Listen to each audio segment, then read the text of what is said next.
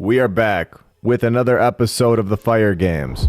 After an overwhelming amount of you saying that you enjoyed it and wanted more. I also wanted to make sure that the playlist had more than one city in it. So today, we are not just covering one city. We are going to be exposing 3. I also think that doing this for 3 more cities is going to show anybody in the world that may have still been on the fence after looking at Edinburgh, Scotland in episode 68. We are going to show the world that this is no fluke and that this fire narrative is worldwide and a massive key. So today, we are going to start things off with the city of Milan, Italy. And a quick recap of the rules to this game. I cannot leave the city that we are focused on for every single fire that is discussed for today. Every single fire will be located in the city that we are talking about. Are you ready to show the world that the mainstream narrative is full of patterns, full of coded messages, nods to this group that put them into place, all connected throughout the world? Well, here we go. The Basilica of San Lorenzo, located in Milan, a structure that we are told was constructed in Roman times. Well, maybe, because they tell us that it was built between the late 4th and early 5th centuries. But the exact date is, of course, you guessed it, uncertain. And we have no idea who commissioned it. So everything that is given is all according to scholars. You know, the people that are supposedly superior to us. People that just know all about these things. People that were never even there to see it actually happen. These incredible scholars tell stories. They tell tales that nobody else could ever even think of. Things that the archaeologists wouldn't even touch. Saying that this was built by Augustus of the West. This is the Fire Games, so let's get to it. The scholars tell us the 11th and 12th centuries were marked by numerous disasters, fires in particular. Now, I have a running total of the amount of fires that we have found in this episode, like you saw in the first one, but we will also have another counter for the entire Fire Games series. After we cover multiple cities, the number is just going to get undeniable to the general public. In my opinion, it is going to open the doors for anyone that is on the fence about the mainstream narrative and give them an understanding that there is something massive going on here. The odds that every single KFC burns down in a single city is 0%. Yet we find so many buildings in one city that look incredible, sitting right in front of us, that have gone up in flames, but are still here, looking better than ever. And I can't wait to share what we found today. Welcome to episode 69 of my lunch break. I hope you're all having a great day, and if you're new, welcome.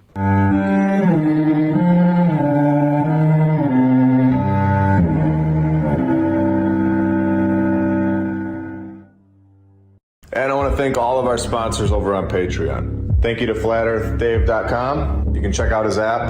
I'll put the link in the description, and you can use my referral code, MLB. He also has my lunch break on the homeschool section of the app, which is really cool. Thank you to Rebecca K, Don Gaston, Christopher Arietta, The Lady Lacey Show, David and Sherry Ferguson, Edwin Johnson, Chuck Templeton, Joy Lee, PNR, Stephanie Nolan, The Burlesons, Suez KC, Dan Woodall, Dale, DJ Clicktrack, Edward and Brianna, Jacob Law, Jim Ribley and Christine Duggan, Kyle Glascock, Tim Rack, William Richard Jeffries V, PKTFnews.org, Regna Saturna, Dendries NL, Juana Mesher, Sirius Feline, G Power, Natalie Shipinoff, TheGoldenTeacher.co, Amberson EMC, Blake, HK Sue, Isaac Wright, Melissa Edgar, Biggles, Clayton Lamar, Ultimus Maximus, Lee Anderson, Noble Task Homestead, John Adams, Easy and Whitney,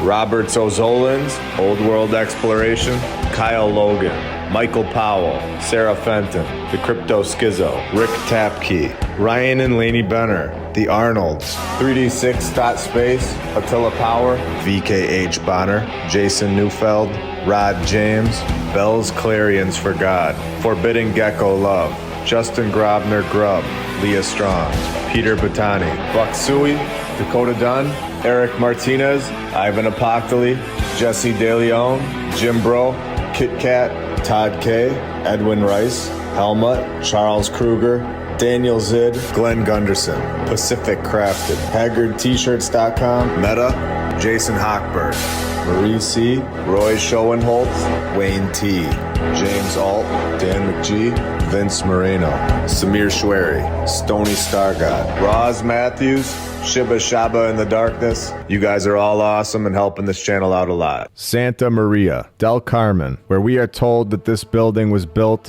in 1446, 578 years ago. And of course, the narrative just couldn't help itself but to know all about the 1330s, when they say that the first one, however, was destroyed in a fire. Basilica di Santa Stefano Maggiore, where the original church was built around the year 417, 1,607 years ago. We have this all documented. No, we don't. And 653 years later, on the dot, it was destroyed by a fire in 1070 and quickly rebuilt by those 1,075 people. San Bernardino Alliosa, a church in Milan, in 1210, when an adjacent cemetery ran out of space. A room was built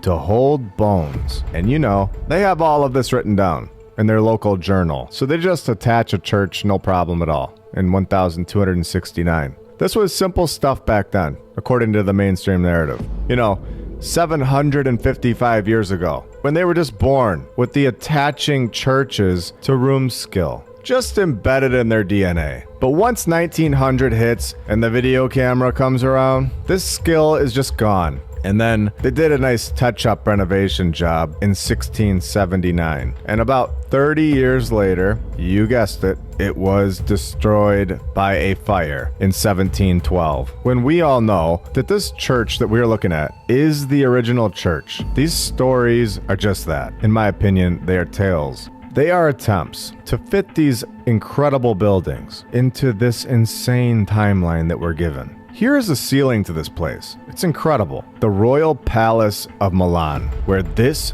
was the seat of government in the Italian city of Milan for many centuries. Today, it serves as a cultural center and has exhibits. And in the 1600s, we are told that they finally completed it, the first of a series of theaters built in Milan, only to be lost to a fire and replaced. And we're just getting started. On the night of 24 January, 1695, a fire destroyed the Court Theater again. They fixed it all up and completed it in 1717.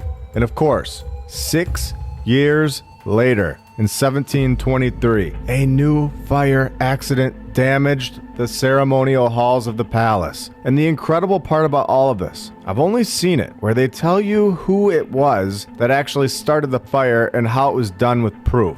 Enough times to count on my hand. There was just a fire and that was it, according to the mainstream narrative. So 3 fires from that palace. So we're gonna move on to the... Wait, what is this? Fire struck again, destroying the Court Theater on February 26, 1776. And in August 1943, the city was caught in heavy bombing, where it says even if the bombs only hit a small part of the roof. And in my opinion, just reading that, somebody was over there lighting this place on fire. Destroying these old world buildings is basically what they're trying to say, where it was not noted and quenched in time. The Teatro alla Scala, where they don't hesitate and just get right to the point that this is from the old world, where they give us the nod. A fire destroyed the previous theater in 1776 after a carnival. So this is the official story. Get ready. It burns down in 1776 when the new theater was built over a period of 2 years, and the theater was completed. 2 years to knock this out. In the 1700s, alarms should be ringing in everybody's head at this point. We all know that it takes our civilization like 2 years to build a sidewalk, or any convenience store. This is a palace theater that stands the test of time. Built in the 1700s in 2 years. And now it is time for our second city today, Melbourne, Australia. Let's start this off with the General Post Office that looks nothing like a post office. And in 1858, we are told, a design competition was held where they had hundreds of people that were master architects. Of course they did. And without a doubt, one of the sketchiest stories I've ever heard, when shortly after the postal functions were moved into a smaller building, shortly after, a fire severely damaged the interior of the building.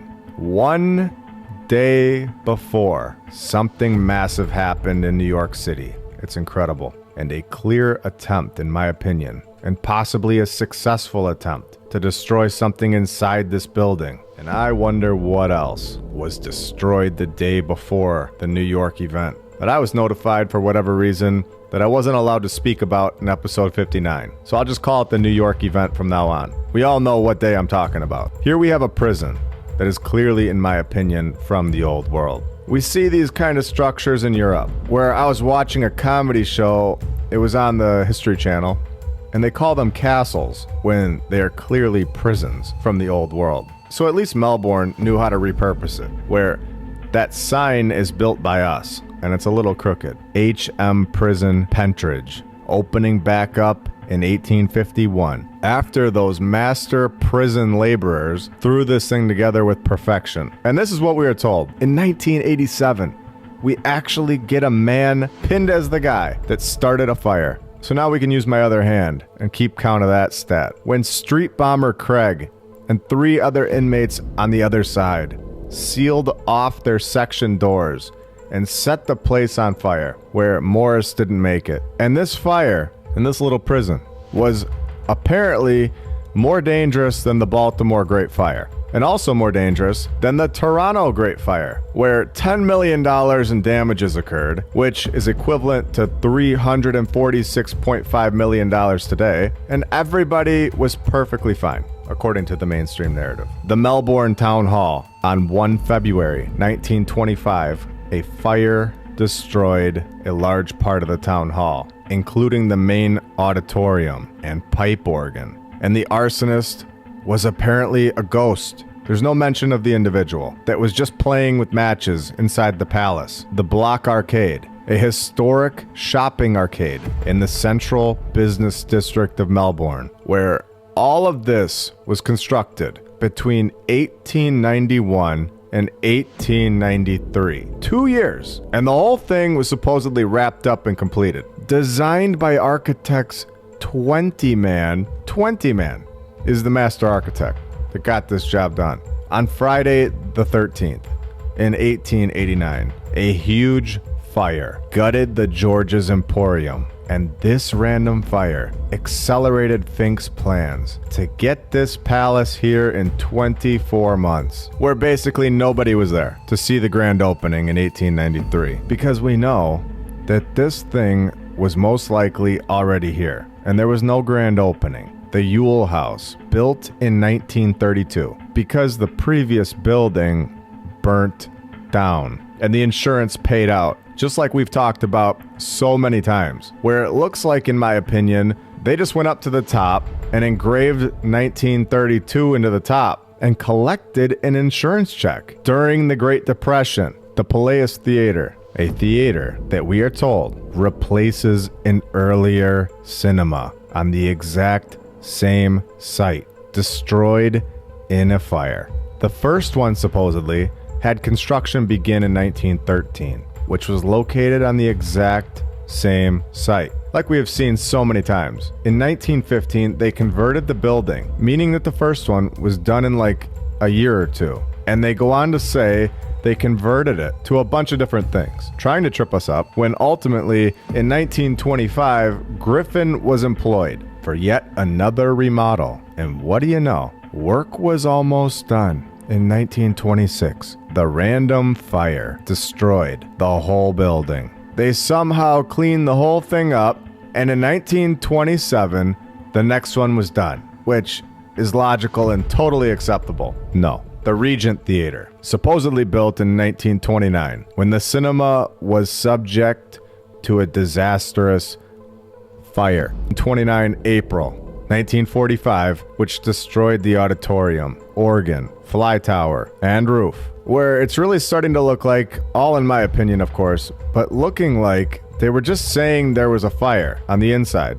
where nobody could verify it, collecting the insurance check, and then keeping the building exactly how it was from the previous civilization, and rewriting the history in the meantime. And to give us our fourth city for this series, and our third one today, and to immediately show right off the bat that this was a worldwide massive narrative key, we will head to Dublin, Ireland, where this nod runs deep. We have the Aldborough House, built in 1795, where in 2013 it suffered fire damage in a random arson attack. The Custom House, we are told, was completed in 1791, where they say there was a previous custom house right here and needed to be replaced. When in 1921, the Irish Republican Army burnt down the custom house, where the interior was completely destroyed in the fire, and the central dome collapsed, and a large quantity of historical records were taken by the Irish Army. Oh, no. I mean, also destroyed in the fire. The Four Courts, located in central Dublin, completed 222 years ago, so they say. When April 1922 comes around, the National Army attacks the building, where the attack provoked a week of fighting in Dublin. In the process of the bombardment, the historic building was destroyed, where the west wing of the building was obliterated in a huge explosion, destroying the Irish Public Record Office, where they took thousands of years of archives away from the public eye. Oh wait, no. I mean, they were destroyed by the explosion and the ensuing fire. And they promised us they didn't steal the records, and they suggest the explosion was one big misunderstanding, and this was caused by the accidental detonation of their ammunition that was stored in that room where thousands of years of archives were. So yeah, sounds pretty trustworthy to me. No. I mean, even the Guinness Brewery, who in my opinion got an old world building, this one went up in flames as well in 2009, when they say that they found it in 1759. And before I get to the grand finale of this episode, I want to take a minute and thank all of our badge members, all of our Patreons, and every single subscriber. You are all awesome in helping grow this channel to a bigger and bigger audience every single week. We are also over on X, Rumble, TikTok, and Instagram if you're interested in even more content from us.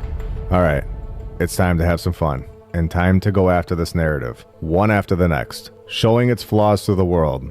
Rapid fire. Here we go. Built in 4 years, from 1814 to 1818, the building was destroyed by a fire. In the course of the rebellion, the Kildare Street Club, found in the year of the Constitution of 1782, when the club had planned to move from the old to the new building in 1861. But in November of 1860, there was a disastrous fire at the old clubhouse, where 15,000 books were destroyed. Linen Hall, a barracks that was used from the 1870s by the British Army, where in April of 1916, the barracks were set on fire by 1st Dublin Battalion, Irish Volunteers, to prevent the British Army from using the site. The Manresa House, originally known as Granby Hall, and then Baymount Castle in 1783. It was the residence of the Bishop of Down and Connor, and in 1851, it was renovated by the sisters because the building was damaged by a serious fire that year. Parliament House, Dublin, with construction beginning in 1729, and the original domed House of Commons Chamber was destroyed by fire in the 1790s, and a less elaborate new chamber with a dome was rebuilt in the same location and opened in 1796. Royal Hibernian Marine School, completed in 3 years in 1773. The school building was damaged by fire in 1872, causing damage and resulting in the school moving premises and the St. Mary's Abbey, established in the year 846. So we are told. And in 1303, a great part of the abbey and church was destroyed by fire. Many of the city records and court pleadings in the chancery stored in the abbey were, of course, destroyed, where we have a total of 29 fires in this episode, and now a total count of 51 fires for the Fire Games series, and we are just getting started. This is, in my opinion, going to be one of the most insane stats where we are going to be able to show anybody in the world this series and hopefully have them see that something is extremely wrong with what we have been told, where in my opinion, it is time for the majority of people to come together and see that these buildings hold a much deeper story, one that we are not being told about, and one that needs to be explored by all of us.